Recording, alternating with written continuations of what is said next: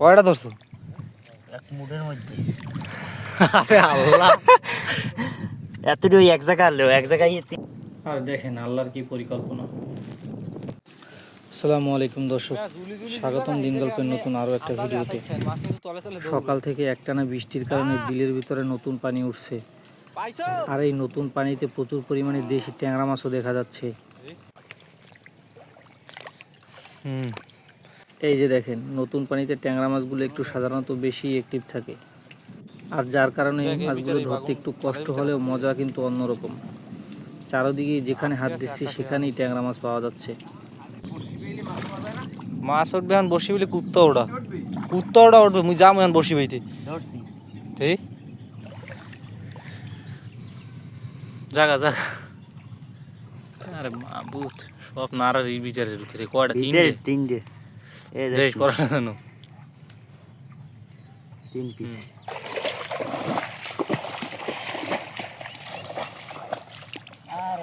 এটা পরে গেছে, এই একটাই তো লস। হ্যাঁ দেখ, আছে সব জায়গায় আছে মাছ।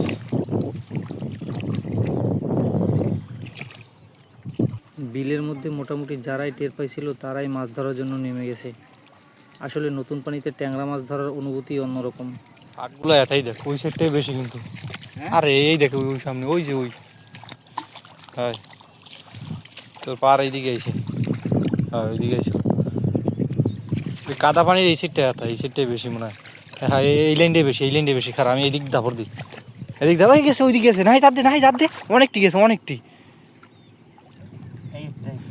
এই ধর যাইবে কই বুঝেন নাই? এই দেখছেন? হ্যাঁ এই সিরিয়াল অনেকগুলো সব দৌড়ই এই যে বৃষ্টির পানি পাইছে না, এইতে সব উঠতে আছে। এই নাই তোর দিকে গেছে, অনেক কাটে গেছে।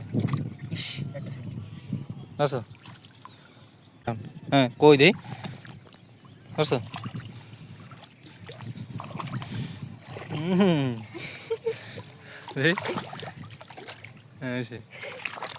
ওই ঘোড়ার দিকে আর আইনে এইদিকে এইদিকেও আছে, এই সাইডটা কিন্তু দৌড়ে, এই জায়গাটা দৌড়ে। ওই যে এই তোর পার নিচে এই জায়গা, ওই দৌড়ায়। এই এই এই নাই দিকে এই দেখে ওই ওইটা দে দে। আরে আদর উপরে তো চলে গেছি। মাছগুলো রাইসিন তাল মাছ মাছ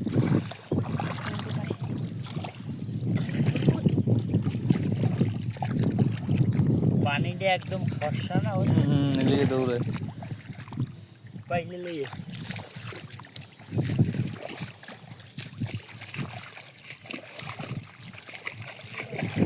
ওই দে এই জায়গাটা, হ্যাঁ এই জায়গাটা। ওই যায়, ওই ছোটটাকে যায়, ওই যায় দেখ, নাই তো ওই যা কই এই জায়গাটা একটু ধর, তোর আল্লাহ কি এই জায়গাটা ধর, এই উঠতে আছে। দে আর দে এই পাড়াই একটা ধরছি। এই নাই তো ধর, ওই বড় তোর বড়া এই মোরে একটা বড়, এই দেখেন দেখি। ওরে ট্যাংরা এই মোরে পার নিচে একটা মনে হয়, এই জায়গায় পাতার নিচে, ওই যে দেখতো ছোট একটা মনে হয়, পাইছো? হাজারও ধরছি কইলে না কই সব এইদিকে। আরো একটা চলে গেছে, ওটা বড় ডিমাল আছে। আর এই জায়গায় দুজন ভাই ওই আমের পার দিক দেয়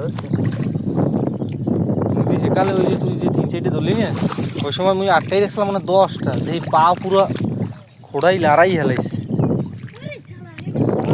ধরছো ভাই নালা আমরা আলতি চলে গেছি। বিশাল বড়টা আছে একটু ধরতে গেলে এইখানে আছে। এখন কি আর আছে, এখন তো গেছে কেসো আনছে কোনো ভাবে ল বসিও মনে।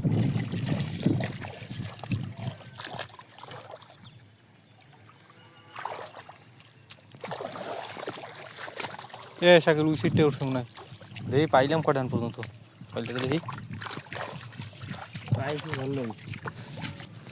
এই যে দেখেন, আলহামদুলিল্লাহ এখন পর্যন্ত আমরা হাত দিয়ে যা ধরছি এই পাইলে লই তাজা তাজা।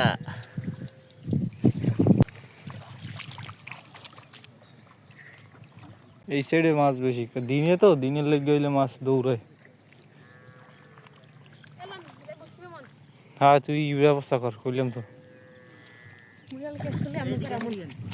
পাইছো পাইছো, দেখি দেখি কয়টা ধরছো?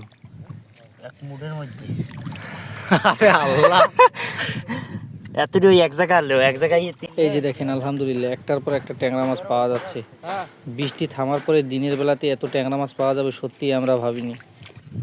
কখনো ঘাসের পাশে, কখনো কাদার ভিতরে, প্রায় সব জায়গাতেই মাছ ছিল। আর গ্রামের এই ট্রেডিশনাল ফিশিংয়ের মজাই আলাদা। কোনো আধুনিক যন্ত্র না, শুধু অভিজ্ঞতা আর কৌশল দিয়েই মাছ ধরা হচ্ছে। এই যে দেখেন এই ছোট্ট ছেলেটা আরও একটা ধরছে মাছ।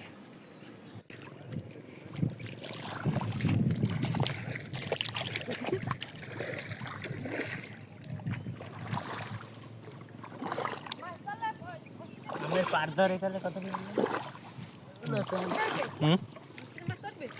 বসিতে তুই লোয়া দেখবি না, মাছ ওঠে না না ওঠে দেখবি না।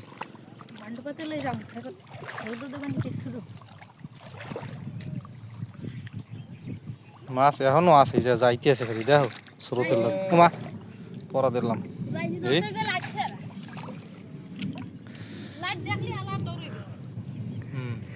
আরে মূলত দিনের বেলা হওয়াতে মাছগুলো একটু বেশি দৌড়দৌড়ি করতেছিল, যার কারণে আমরা শুধুমাত্র হাত দিয়ে অতটা বেশিও মাছ পাইনি। তারপরও যা পেয়েছি আলহামদুলিল্লাহ।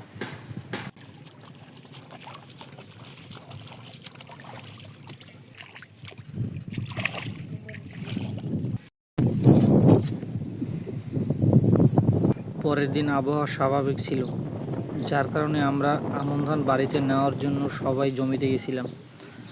আর পাশাপাশি আমরা একটা আশ্চর্যজনক জিনিস দেখেছি, চলেন আপনাদের দেখাই জিনিসটা। আসলে আল্লাহর পরিকল্পনা কতটা নিখুঁত দেখেন।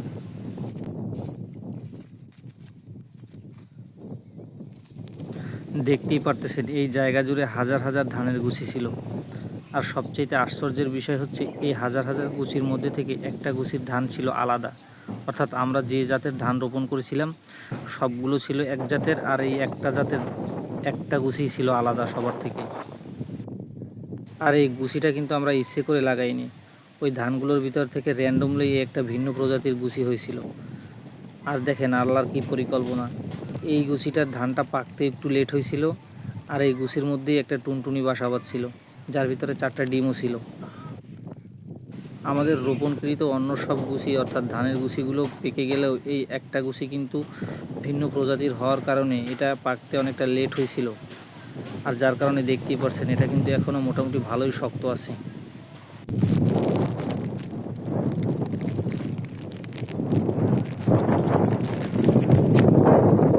আর যার কারণে পাখির ডিমগুলো কিন্তু এখনও অক্ষত আছে। আর টুনটুনিটিও সম্ভবত আর অল্প কিছুদিনের ভিতরে ডিমগুলো ফুটিয়ে বাচ্চা নিয়ে চলে যাবে।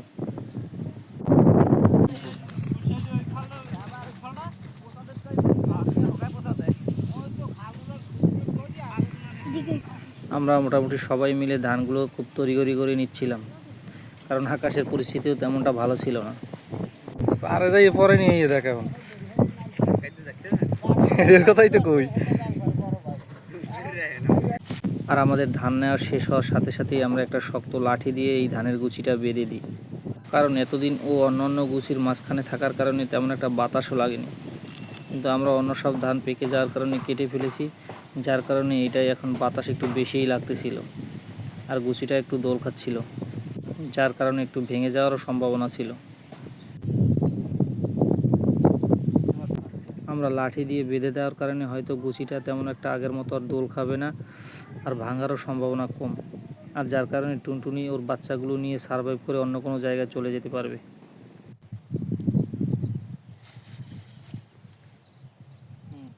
ভিডিও ভালো লাগলে অবশ্যই একটা লাইক করতে পারেন, আর চাইলে আপনাদের বন্ধুদের সাথে শেয়ার করতে পারেন।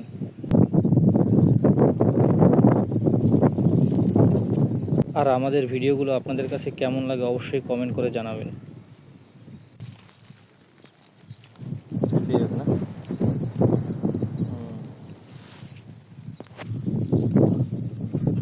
আর আপনাদের যদি এই ধরনের গ্রাম্য জীবন, traditional fishing video, real fishing video পছন্দ হয় তাহলে অবশ্যই আমাদের চ্যানেলটা সাবস্ক্রাইব করে পাশে থাকবেন। দেখা হবে অন্য কোনো ভিডিওতে। ততক্ষণ পর্যন্ত সবাই ভালো থাকবেন।